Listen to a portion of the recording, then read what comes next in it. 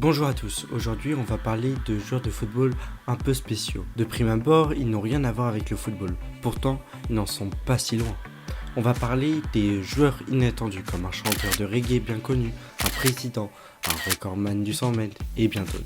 Mais avant que la vidéo ne commence, n'oublie pas de t'abonner, de liker car ça soutient beaucoup la chaîne et ça ne vous coûte rien. Et rejoins-moi sur TikTok et Instagram, tous les liens sont en description.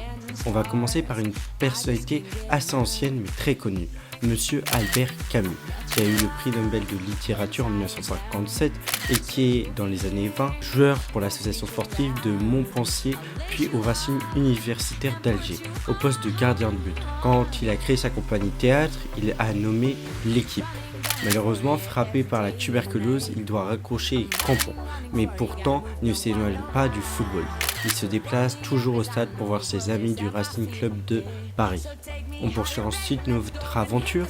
On a fait un saut dans le temps jusqu'en 1926 pour rejoindre le pensionnariat de Saint-Paul d'Angoulême, qui est un pensionnat catholique tenu par des prêtres et qui compte parmi ses élèves un certain François Mitterrand, qui sera bien plus tard président de la République française. Mais pour le moment, en parallèle de ses études, il joue au football dans l'équipe de son collège, dont il est le gardien de but.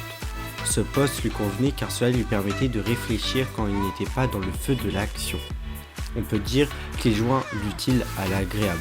Quand il fut président, il ne rata aucune Coupe de France entre 1981 et 1994. Et il était très content quand la France a gagné l'Euro 1984. Il a présenté officiellement la France pour acquérir la Coupe du Monde 1998. On va parler maintenant d'une icône de la musique, connue pour ses dreadlocks et sa musique. Je parle bien sûr de la légende du mouvement Rasta, Bob Marley. Il a toujours été un grand fan de football et un manieur de ballon plutôt remarquable. Lors de l'un de ses concerts à Nantes en juillet 1980, il a fait un match 5 contre 5 contre des joueurs pro des Canaries. Les Jamaïcains ont malheureusement perdu 4-3, mais ils ont fait quand même une bonne prestation. À cette occasion, il marquera quand même un doublé et sera le leader de son équipe sur le terrain. On va parler maintenant du record mondial du 100 mètres et 200 mètres. Je parle bien sûr de Usain Bolt. Le plus grand sprinter de l'histoire s'est lancé dans le football à la suite de sa carrière dans le sprint. Il est aussi un grand fan de Manchester United. Il a notamment été convoqué pour un entraînement par Sir Alex Ferguson. Il a pu jouer notamment avec Rooney, Giggs ou encore Scholes. Si la vidéo t'a plu, n'oublie pas de t'abonner et de liker la vidéo.